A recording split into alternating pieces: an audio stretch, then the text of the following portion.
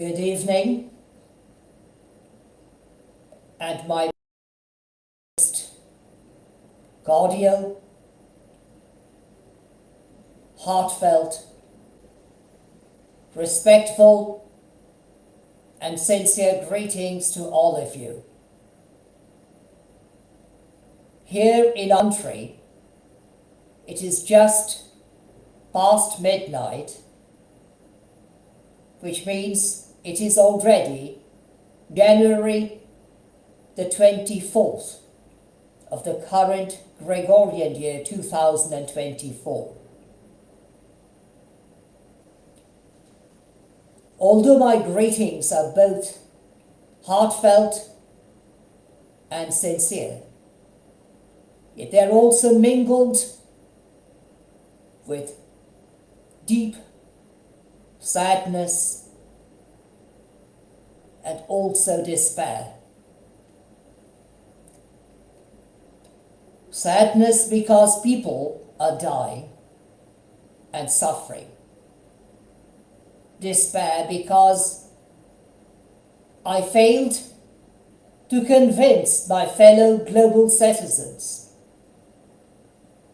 that there is nothing to gain in a war, whether we lose the war or win the war theoretically. Practically, we are losers in every single war, simply because every single life which is lost in the course of a war is lost, at least in the earthly sense. Whether we believe in a life after death or not, something we cannot deny, that we maintain close links with our fellow global citizens, with the citizens of our own countries, with the people of our own communities, and also very close relationship with our own kin.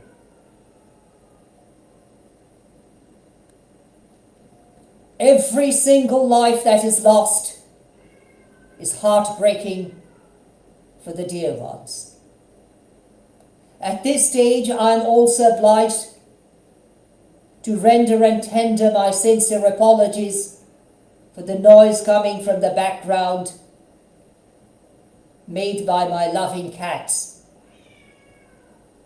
In the course of this live telecasting, I had to put most of them out of this chamber, this little chamber, in order not to distract me. But again, it's my failure, because they become extremely restless when they know that I'm at home and they are unable to see me. Now, returning to my cats, I know how heartbreaking it is when any single of them dies. How heartbreaking and painful and unbearably painful it can be for every single mother who loses her child, whether a boy or a girl,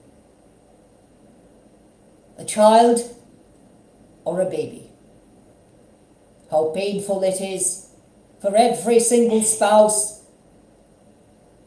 to lose an alternative spouse who would probably be the better half in his or her view.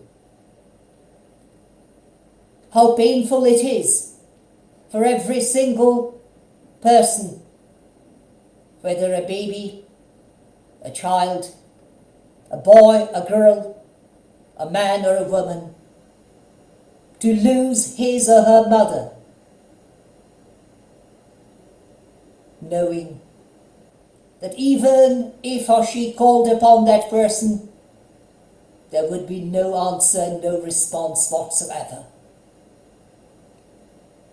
At least, while living on this earth.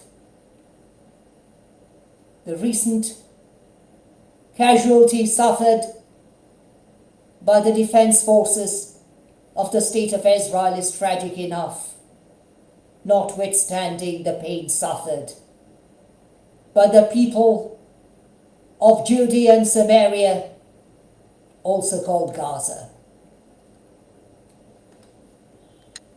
Wars have been continuing since time immemorial, since the time beyond our memory. But we have reached an age when we learned so much, or we should have learned so much, from the past. Not merely from history, but our own lives, which we have been living on this earth since we recognized the viciousness of sufferings. Sufferings when we undergo,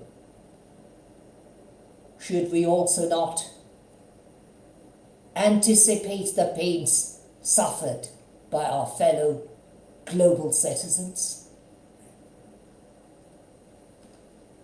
The war in Ukraine continues because the aggressors do not want to admit the fact that they are the aggressors. They are violating the international law. Simply by their veto rights, they have been preventing the United Nations to act properly. The wars continue in the Middle East, in various African countries, and parts of the world, especially the Far East, including the northern eastern countries, are still facing the grave danger of another war or wars to come. When should we wake up and wake our fellow global citizens to recognize the fact that we lose nothing in living in peace, and we gain nothing in killing others simply because we are too proud, and I would be obliged to admit, too proud. Our pride is based on nothing but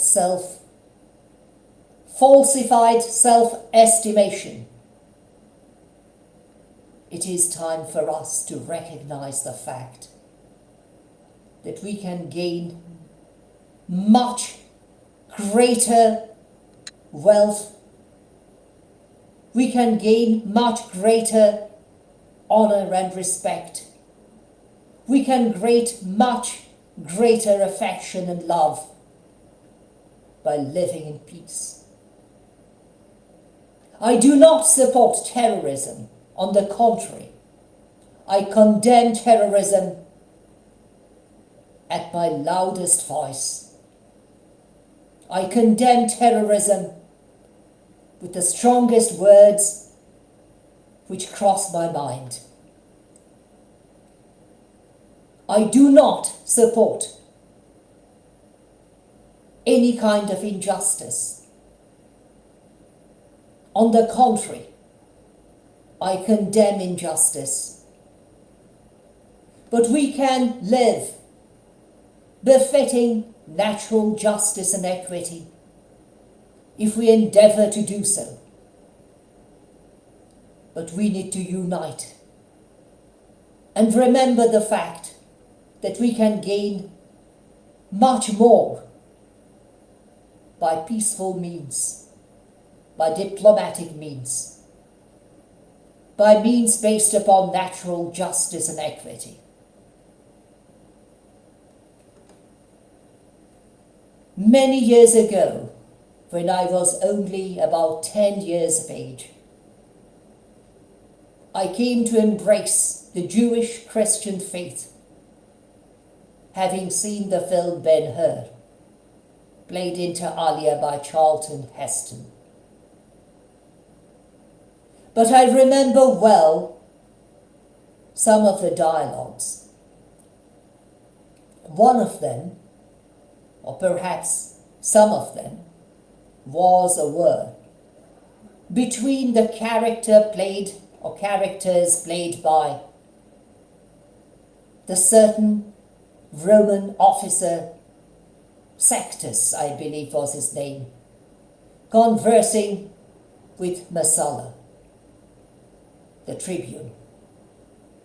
And one of the questions which Sextus raised was addressing Messala: how do you fight an idea, especially a new idea? Messala replied by saying, I give you the answer. I fight an idea with a new idea. But according to the film, he did not fight an idea with an idea, but with violence, with injustice, oppression, and various other types of wrong. Later, in another dialogue, or I should say in the course of dialogue, between the person playing the role of Esther and Judah Ben-Hur, Esther said, violence breeds violence, as fire breeds fire, and vulture breeds vulture. Perhaps my wordings are not absolutely correct, but the sense could be. Violence can only increase violence. We need to wake up today. No doubt, I strongly propose the just moves taken by the State of Israel. Most of my friends know that I'm a strong supporter of the State of Israel.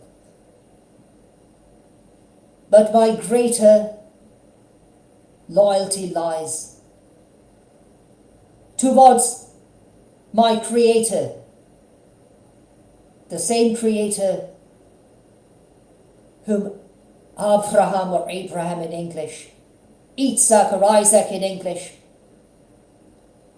Jacob or Jacob in English, also known as Israel. The same Almighty God towards whom they showed their loyalty, the greatest loyalty of all.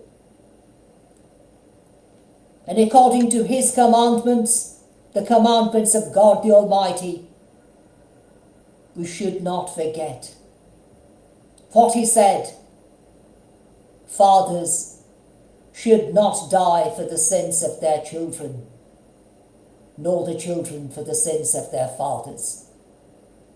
If I'm not wrong, this is found in the book of the prophet Ezekiel, or Ezekiel perhaps in Hebrew, Ezekiel perhaps.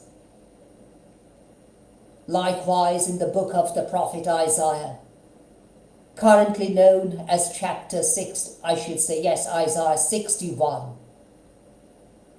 God says, I love justice. I believe this is in verse 8, befitting the modern translation.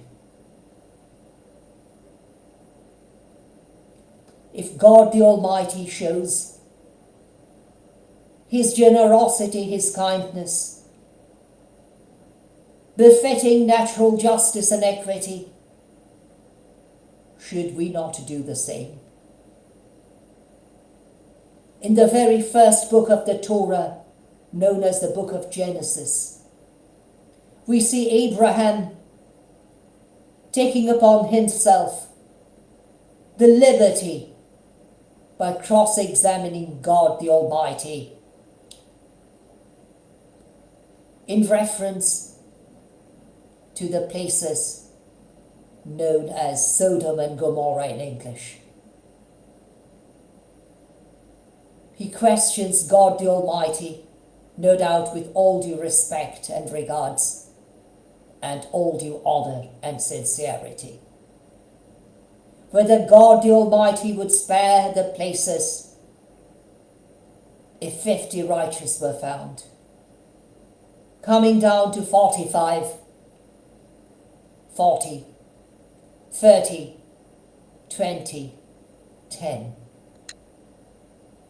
And the Almighty replies by saying, even if 10 righteous individuals were found in those places, concerning which complaints came into his ears, he would spare that place.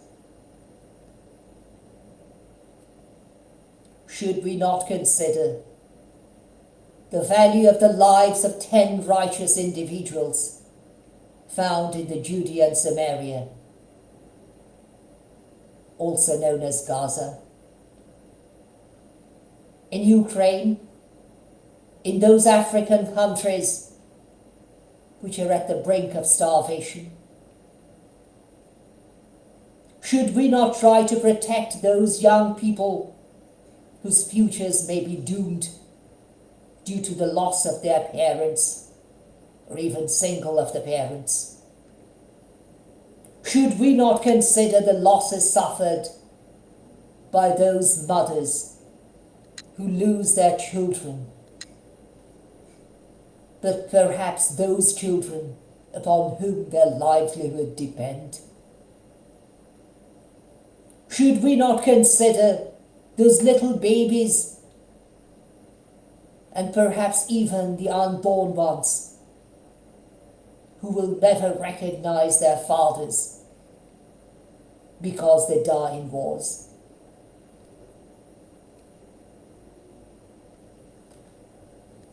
In my first native tongue, Bengali, the word human is translated as manush.